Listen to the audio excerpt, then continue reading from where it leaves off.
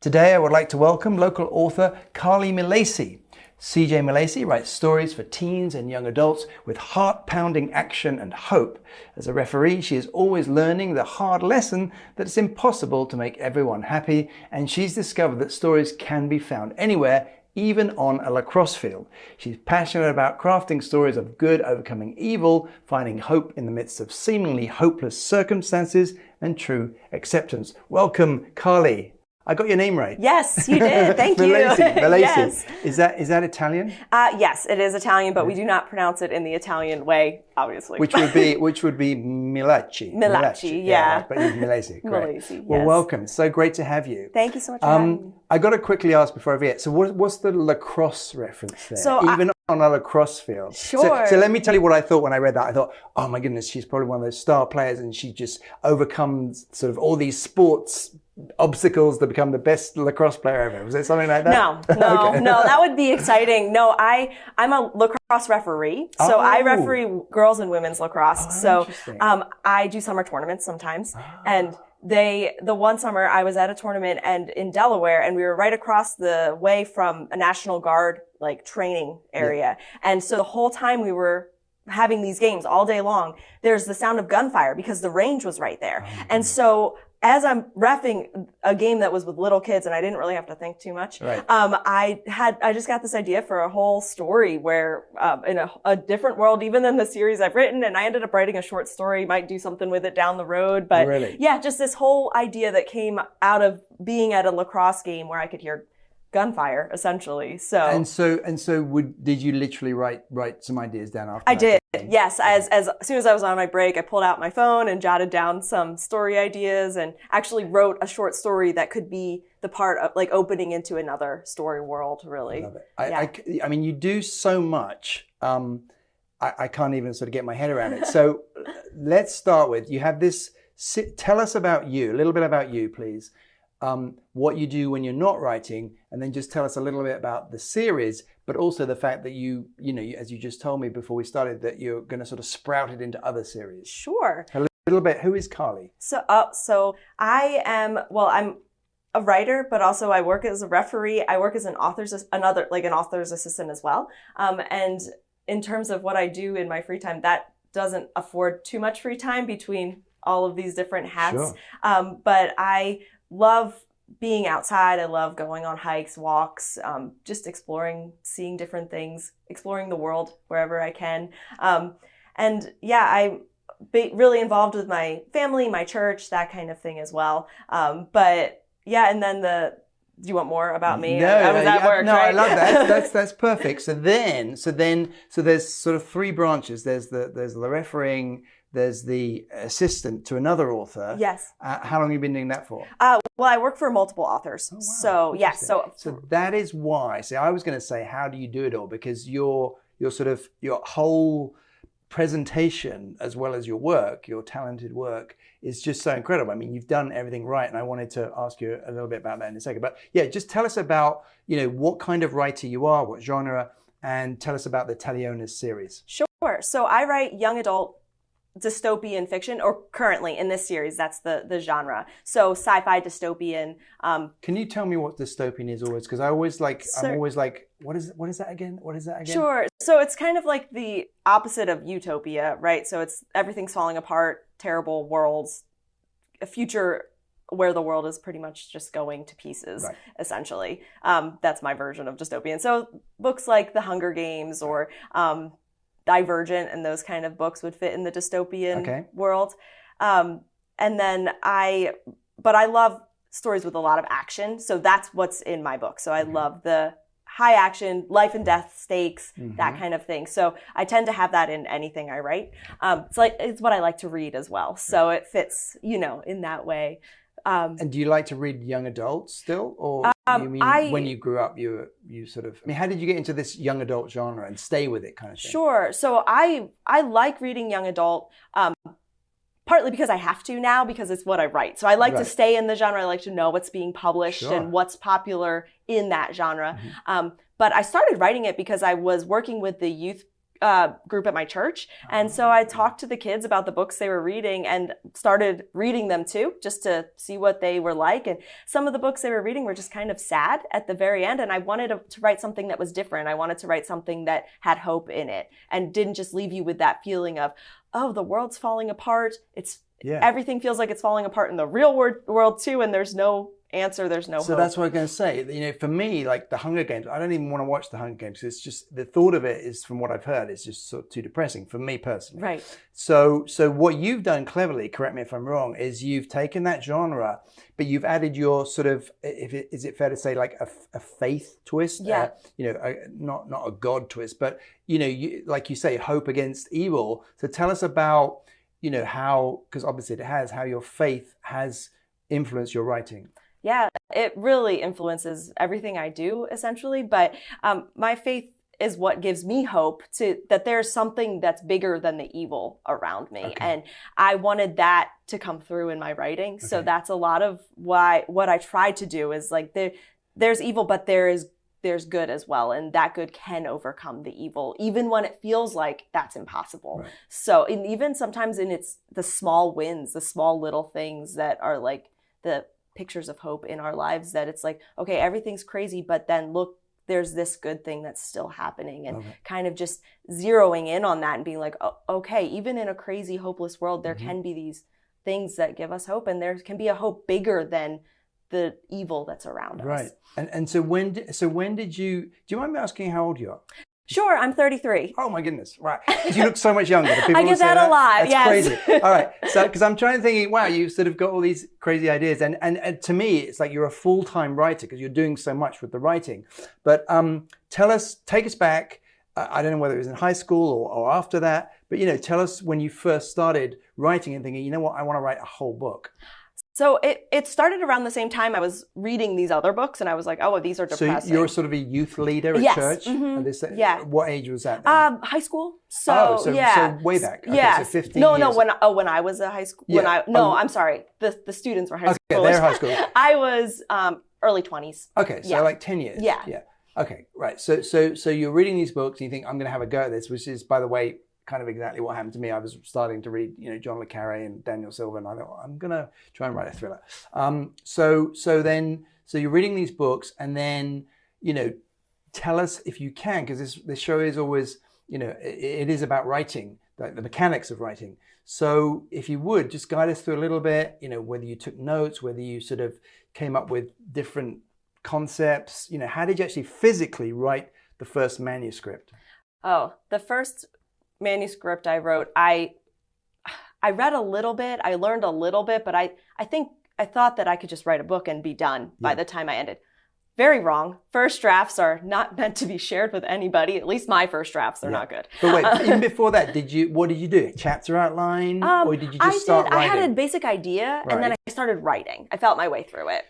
So that basic idea, and again, I'm going into detail for writers who may be watching and want to do the same. Like, how many pages was that, or how many words was that basic idea? Was it just a page, like on a page, or was it like 10 pages?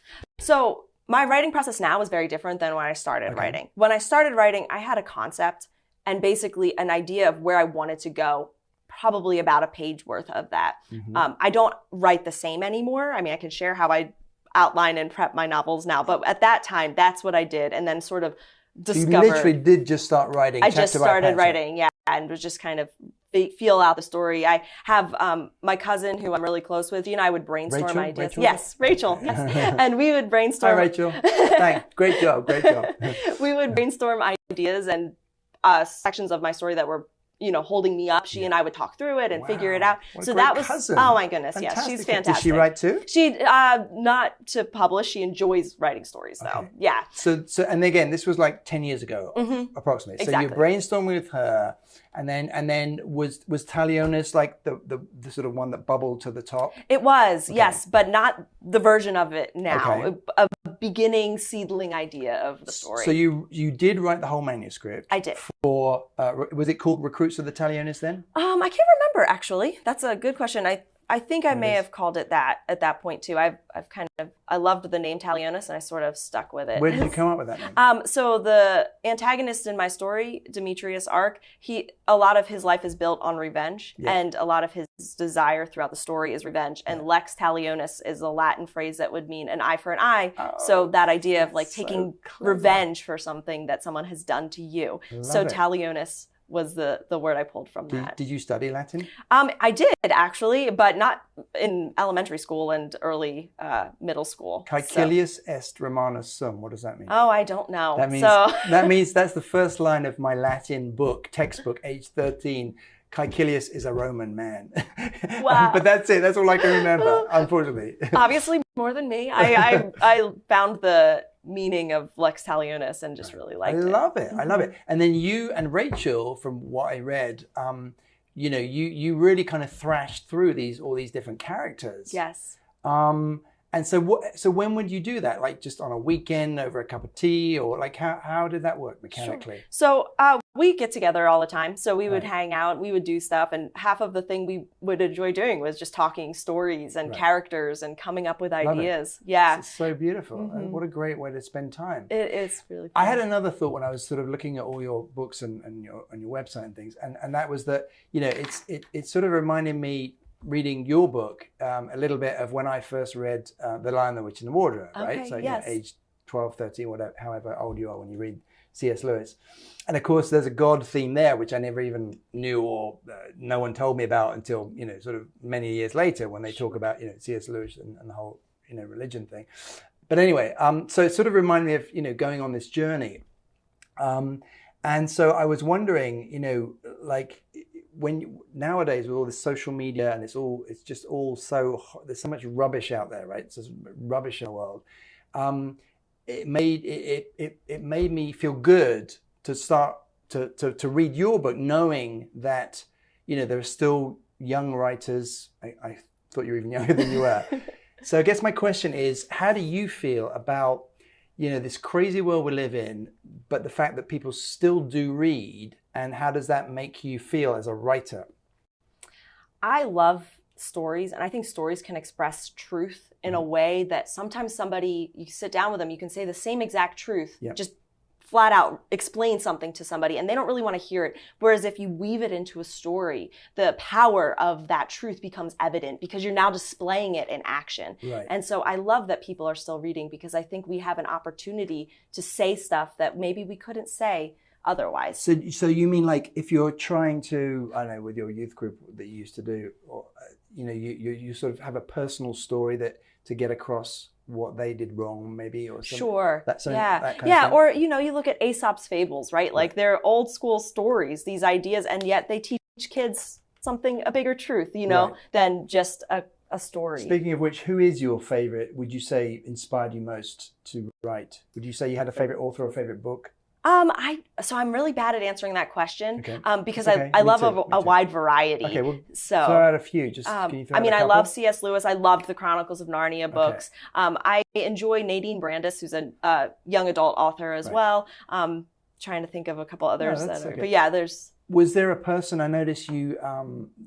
I noticed the incredible team you have with you publishing your books. You've got like a launch team, you've got beta readers, you've got people who supported you when you first did the story. Your guy Schruger, was it? John Schruger, the military guy. Tell us, for someone who is thinking about writing a book and publishing a book, because I always say to people, it's 35% right. When people come to me to publish, or if they want my help, I say, look, it's 35% writing the book, it's 65% marketing and publishing, or marketing really, not even publishing. 35% is part of the publishing process. Can you tell us, like, literally list them down? I want you to tell us and explain to someone who hasn't done it before. Once you finish the manuscript, and I do want to go back to how you wrote the second manuscript, or when you change your process, what are all the other things you have to do? Well, I think you need a team around you. So you said, I have this incredible team. My book wouldn't be here today. It wouldn't be what it is today without the people that have been involved in the process. Okay. So I think in terms of before I even gave my book to the world to read, so before it became what it is now, I had it go through multiple readers, people who I was like, tell me the truth, you know, let me know, is this working, is it not working? Yes, I wanted to know. Like, you're not going to hurt my feelings. I'd rather you tell me that this isn't good than all these other people tell me it down the road. So But just on that point, because I went through a similar thing, and it took me, I would say, you know, several goes to find one or two people who I knew were really going to be honest. Yeah. How do you get across to people you know? Because I feel like so many writers will give a manuscript to a friend, and they say to me, "Oh, well, you know, my uncle thinks it's great," and I'm like, "Really? Okay. How about, you know, someone in the general public?" Mm-hmm. So how did you make sure that, you know, you were getting the truth? Was it just like a mixture of everyone's comments, or because I did more than just one or two people. I had a variety of people read it. Essentially, if I expressed to somebody, roughly how many? A dozen? Probably. As many? I would say as many as that. Wow. Yeah. And then I also, one of my beta readers is another author. Okay. So she and we've exchanged manuscripts, but we look for that from each other. Right. So I know she's going to get back to me and be like, I love this, but this weakens your plot here, or this strengthens it, do more of it. And that kind of feedback that I know she's going to give me because she's another author. And when I read her stuff, I'm going to do the same for her. Right, so she's going to tell me what's working. She's going to tell me what's not. So that's one way. And then continue all the other things you have to do. So you got your team around you. Sure. Then just sort of, if you wouldn't mind, and it doesn't matter if you forget stuff, but just take us, I just want to give someone a sense of the arc of what happens once you've finished a manuscript. Sure. So, I think that obviously you need the marketing. Like you said, that is a huge part of it. So I have my email list that I'm constantly working on building. My social media presence has grown in the past. Email list for newsletters, right? For newsletters, yes. How often do you send a newsletter? Currently I'm setting it more regularly because I'm in the middle of like launching my book and sharing about it and everything. Right now it's about twice a month? That's normally the time that in general, I would say over the course of the year, once or twice a month.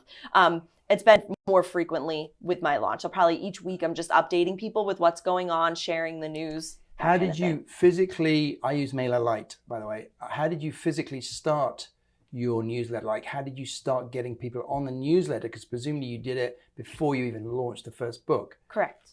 Yeah. So I use MailerLite as well. Okay. I got people, well, I think my first foundation building block A was going to the people who I knew liked what I was writing. They read in the genre, they were interested, and just directly saying, hey, do you want to be on my email list? And adding them that way. You get your first 10, 15 people, you start to feel like this isn't impossible. Yeah. And then I use email building techniques. So I've run giveaways. Yeah. I've used things with... Tell someone, because again, this is all some of the stuff I want to talk about, but I sort of never get to it. We're right there. I did a giveaway the very first time to get my emails, and I got all these like weird people, you know, replying and saying, I gave, just for those of you who don't know. So a giveaway, what an indie author can do when they first start out is you can like give away 3 thriller books, say for me, and if you give them away, then people sign up for your it's like a lottery. It's like a lottery. So you get email lists, and that is how you start an email list, right? Exactly. So what did you give away? I did I think about 5 other young adult books that would fit, whether they were dystopian or action adventure thriller. No, from different authors. Okay. So, and then I let those authors know. I was like, hey, I'm running a giveaway. I'm using one of your books. I love what you do. I'm excited to share this. So if you want, here's a graphic. If you want to share it with your social media, your newsletter, let them know. And so that way, those people are also spreading the word. And they're excited because one of their books is being sold and being shared with hopefully a new reader who's going to be excited about it. One of them, I was like, talked with her. She said, hey, if you order from this bookshop, I'll go in, I'll sign a copy, I'll send it to you. You can do an autographed copy, which was awesome. I was so excited to be able to offer that. Giveaways, amazing. Yeah. I mean, I don't think people realize, how much we indie authors do to sort of get people interested. Yes. And frankly, I enjoy it. I do actually enjoy it. At first I didn't, but now I kind of enjoy it because it's sort of like the relaxing part of the day, and you sort of think, oh, what can I do now to market myself? Sure. But so what else? What else? So Just keep going. I've done newsletter swaps with other authors. Great idea. Same genre. You don't really. I'm not going to swap with a romance author. Yes. I'm going to end up with an email list full of people who really aren't going to want what I write. So trying to keep that young adult authors within my genre, or touching on the genres that would be similar interests. I've done group promos through BookFunnel. They have a whole series. If you're on BookFunnel, you can have your reader magnet set up, and you can require email list, sign up to get that reader magnet, and then you can join these great group promos that BookFunnel sets up, really, and you just share about it in your genre. Yep. How many clicks do you normally get? I don't actually know what I'm at right now. That's a good question. Because you have to get, I think you're supposed to get at least 10 clicks, and then I think I usually get about 10. I'm just curious, because I do that too. I'm terrible. So I never mean to keep numbers back from people. They just don't stay in my brain. I can't remember numbers for the life of me. Right. Okay, so, and then, so what else? Like anything else now, because we finally staying on this topic, which I always try to get to for other writers. Sure. Anything else, you burning things that you think are useful and people should do, and that maybe people are watching who don't know about writing think, wow, that's amazing. What else do you do? So I really look for opportunities to share about what I do wherever I can. I love guesting on podcasts, for example. So I've done that. I've done that for writing. Do you reach out to them, or do you wait till they come to you? I'm currently in the reaching out point of my career, I think. I have had some that have reached out to me and said, hey, I'd love to have you on. So, which is neat. Now I'm seeing both coming in, which is an exciting thing. But wow. Yeah. And then going back to the writing again, so you mentioned that you've changed the way you write now. Tell us a little about how it's evolved, the actual writing process. So over the past decade, in the time I've been writing specifically, I've really made it a part of my learning to study the craft of writing. Okay. I want to learn how to write better, to write faster, to constantly be improving so that every story I write is a better story than the last one. So in the process of that, I've learned ways to prepare myself to write a story that's better and stronger than it would have been before. So I'm no longer with my paragraph to one-page story idea and just diving in. Yep. I read the book by Randy Inger Manson. It's called The Snowflake Method. Oh, okay. And it's an excellent book on crafting. Pretty much you just start with your concept and you build out, and he's constantly building the next block of it, and you come to the end and you have this great outline, these character bibles, all this stuff ready to go. And so when you dive into writing, a lot of where you're going, but it also leave some room for the story to surprise you. I still like to know my characters can surprise me sometimes. I'm just wondering whether you've encountered this phenomena as I have fairly recently. So I would have my chapter outline, or my scene outline rather. Sure. It's probably, 100, 150 scenes in a book, say. And then, so what I found is I had this whole outline, but it was very loose. And as I finish a chapter, I say to myself, I look at my plan and I say to myself, nah, that can't happen.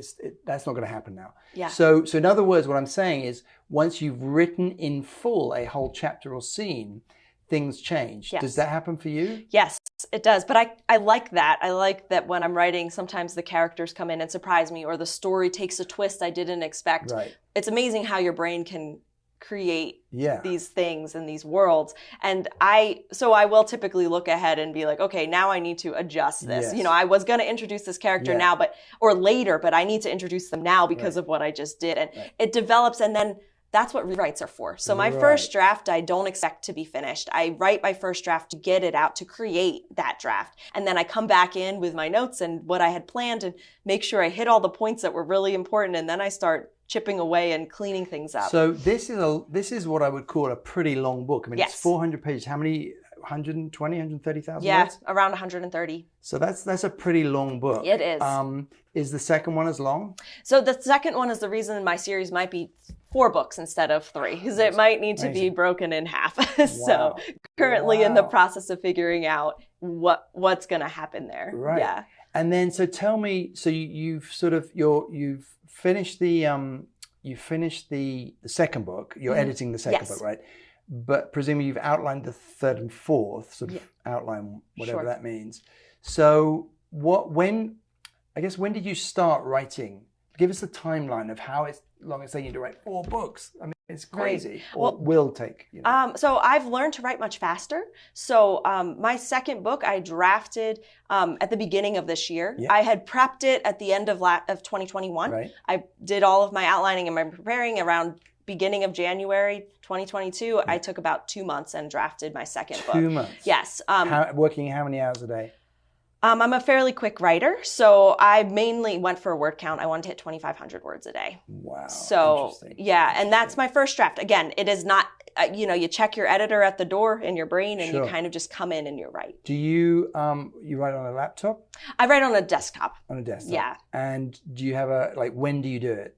First thing in the morning, pretty much. Like what time? Right now, my writing time has gotten a little earlier so that I can get everything else I need to do done in the day. But I write between like 7:30 and 9 typically. Wow. Yeah. And do you exercise before or after that? Typically, this time of year after. I wake up early, very early, pretty much. So this I will do some other morning routine things, and then I'll sit down and write. And then I love going on a walk or being outside. So I'll do that typically after I finish writing. So 2,500 words a day, you said, right? When I'm drafting like a longer right. So you got that done in a couple of months then, pretty much. Yeah. So then how long, what about the second sort of pass, as it were, say by the editor? How long does that take? Like a month, 2 months? Yeah. So, the second book, because of the changes my developmental editor made to book 1, book 2 has to change. So that came like at the beginning of the summer, my edits for book 1. And so I spent probably about a month and a half doing the very major rewrites that I had to do to make the military aspects of my world actually realistic. Yeah, tell us about that. That's another thing I wanted to ask you about. So the military thing, I noticed you kind of gave a credit to your military expert. Yes. But I was going to say, that's one thing we have in common. We both write sort of military things. Oh. So, I mean, how did you, I mean, it's very confident of you to just sort of, I was thinking, well, I wonder if she's been in the military, Right. No, I haven't. So you just kind of made it up, and then you just got someone who you thought did know a little bit more about the military. I did some research, thought I had a grasp of it. And then my developmental editor is a Marine. So he's a retired Marine, a veteran, and he took it. And so one of the... so that was just coincidence? Yeah, it worked out. Yeah, and which is one of the reasons I was like, yes, I want to work with you, because I knew he would have insight into my story. So he went through... And he's at the publisher?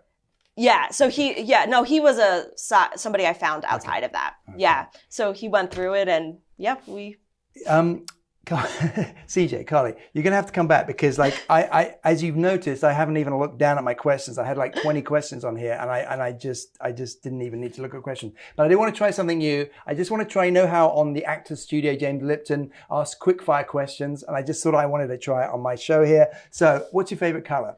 I love red and kind of that tealy green color. Okay, and by the way, speaking of color, I love this cover. We didn't talk about the cover, but fantastic cover. What's your cover designer? Emily Haney. Emily, great job, Emily. She's fantastic. Can't wait to see the second one. What's your favorite food? I probably can eat pizza or Mexican any day of the week. Okay, pet peeve? Oh, slow drivers. Slow drivers. What did I came up with one. Mine I think is still grass blowers, leaf blowers. Oh, okay. Those drive me nuts. Favorite country apart from America? I spent a few months in Italy and I loved it there. Love it. Favorite book? You said you haven't really have a favorite book. I have a terrible time picking a favorite. Favorite movie? Oh. Or one of your favorites? One of my favorite. I love Italian Job. Okay, me too. Favorite drink, alcoholic or non-alcoholic? I really love water.